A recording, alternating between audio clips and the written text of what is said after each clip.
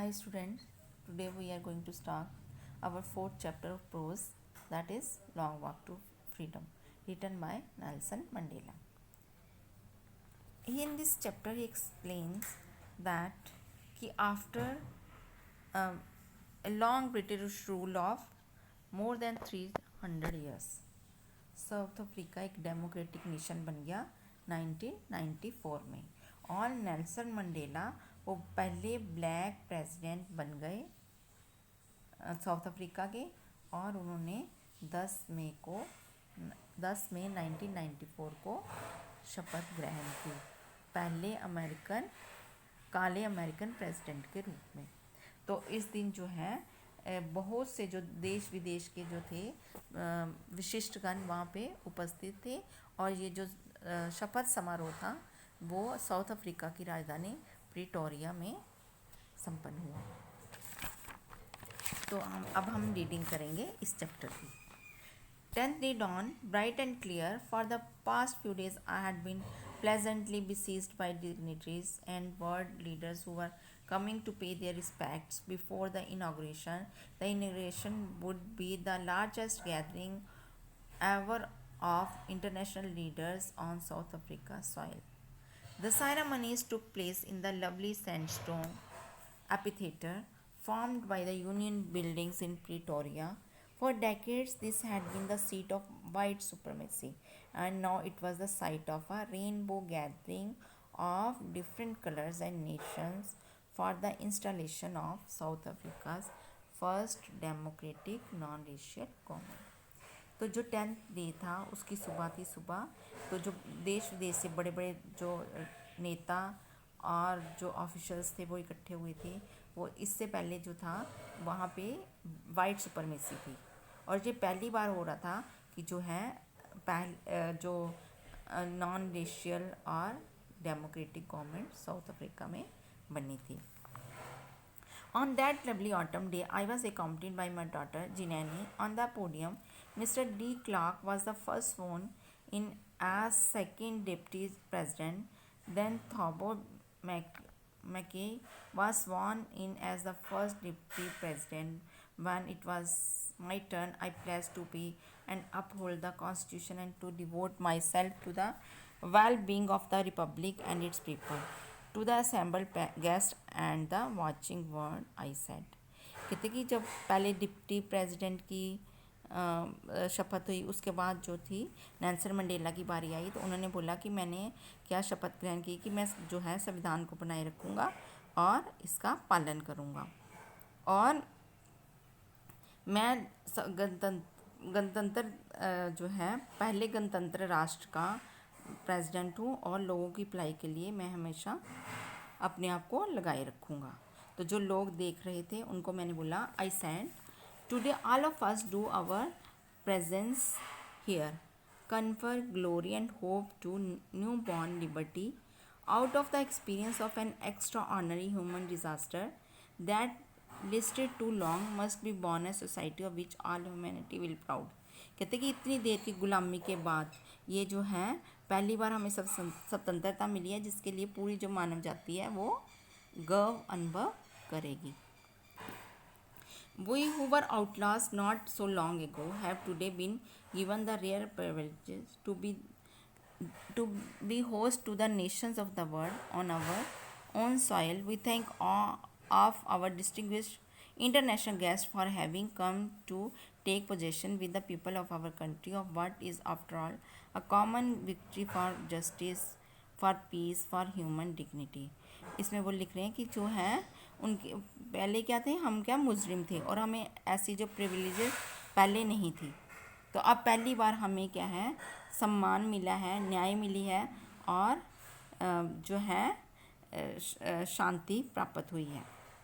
We have at last achieved our political emancipation. We pledge ourselves to liberate all our people from the continuing bondage of poverty, deprivation, suffering, gender and other discrimination. तो वो कह रहे हैं कि जो हमें राजनीतिक मुक्ति प्राप्त हुई है, और वो हम शपथ लेते हैं कि हम अपने लोगों की गरीबी, भूख, दुख, लिंग भेद और जो दूसरे भेदभाव हैं उनको हम उनसे मुक्ति दिलाएंगे। Never never and never again shall it be that this beautiful land will again experience the oppression of one by another. The sun shall never set on so glorious a human achievement. Let freedom reign. God bless Africa. तो कहते हैं कि इसके बाद जो है इसमें जो मानवीय सफलता है उस वो सूर्य कभी भी अस्त नहीं होगा. A few moments later we are lifted our eyes in you as a spectator array of South Africa, yachts, helicopters, and troops carriers rode in perfect formation over the Union buildings. It was the only a display of pinpoint precision and military force, but a demonstration of the military's loyalty to democracy, to a new government that had been freely and fairly elected. तो इसमें वो क्या बता रहे हैं कि जो नई गवर्नमेंट जो थी जो कि फ्रीली और फेयरली इलेक्ट हुई थी तो उसके प्रति जो मिलिट्री की जो मिलिट्री है वो किस प्रकार जो है अपना उत्तरदायित्व शो कर रही थी. Only moments before the highest generals of the south African defence force and police they chest bedecked with ribbons and medals from days gone by saluted me and pledged their loyalty. It was not unmindful of the fact that not so many years before they wouldn't have saluted but arrested me. Finally, a chevron of Impala jets left a smoke trail of the black, red, green, blue and gold of the new South African flag. कहते कि जो लोग पहले मुझे arrest करते थे वो अब मुझे सल्यूट कर रहे हैं. और उसने कहा कि थोड़ी देर के बाद जो है वो जो हेलीकॉप्टर थे उनकी पूंछ से जो है दक्षिणी अफ्रीका के झंडे के रंगों का जो धुआं वो निकल रहा था. The day was symbolized for me by the playing of our two national anthems and the vision of white singing Nkosi, Shikele, Africa, and Black singing Die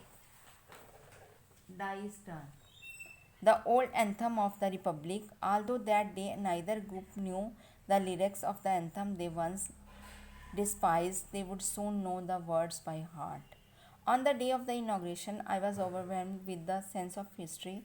In the first decade of the 20th century, a few years after the bitter Anglo-Boer War and before my own birth, the white-skinned people of South Africa patched up their differences and erected a system of racial domination against the dark-skinned people of their own land.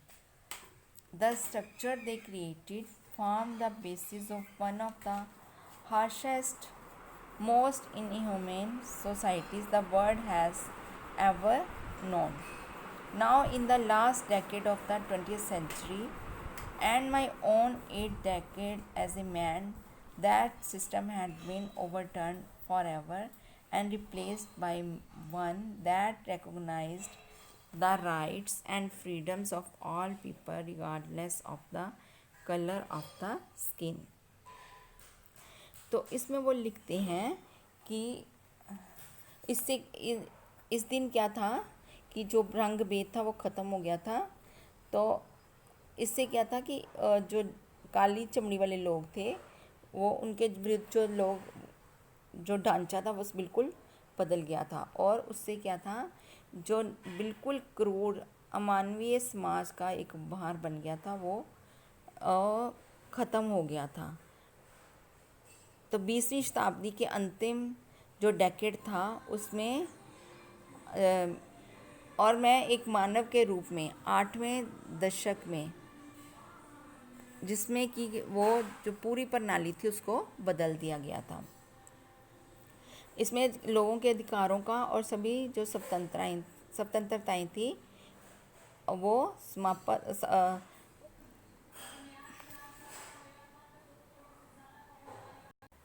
That day had come about through the unimaginable sacrifices of thousands of my people whose sufferings and courage can never be counted or repaid. I felt that day, as I have on so many other days that I was simply the sum of all those African patriots who had gone before me. That long and noble line ended and now began again with me. I was pained that I was not able to thank them and that they were not able to see what their sacrifices had wrought. वो कहते कि इस दिन जो है वो बहुत ज़्यादा खुश था और उसने कहा कि मैं जो वो आज बना था वो बहुत से लोगों का प्रधान का नतीजा था। और वह एक तरफ से दुखी भी हो रहे थे नेल्सन मंडेला कि वह वो लोग देख नहीं सकते जिन्होंने इसके लिए बलिदान दिया कि आज हमारे देश में क्या हो रहा है, ना मैं उनको थैंक्स कर सकता हूँ। The policy of apartheid created a deep and lasting wound in my country and my people. All of us will spend many years, if not generations, recovering from that profound hurt, but the decades of oppression and brutality had another unintended effect, and that was what it produced: the Oliver Thambos, the Walter Sislers, the Chief Luthis, the Yusuf Deodas, Bram Fishers, and Robert Suveks of our time. Many men of such extraordinary courage, wisdom, and generosity that their like may never be known again. Perhaps it requires such depths of oppression to create such heights of character. My country is rich in the minerals and gems that lie beneath the soil, but I have always known that its greater wealth is its people, finer and truer than the purest diamonds. तो इसमें Nelson Mandela जो कह रहे हैं वो कहते हैं कि जो अपार्टheid क्या है, रंग भेद, कि जो इतनी देर से हमें सफ़र कर रहे थे उस रंग भेद का वो आज ख़त्म हो गई थी और वो इन्होंने इतनी देर से जो है वो उस गुलामी को सहन कर रहे थे, जनरेशन्स हो गई थी इस गुलामी को सहन करते हुए।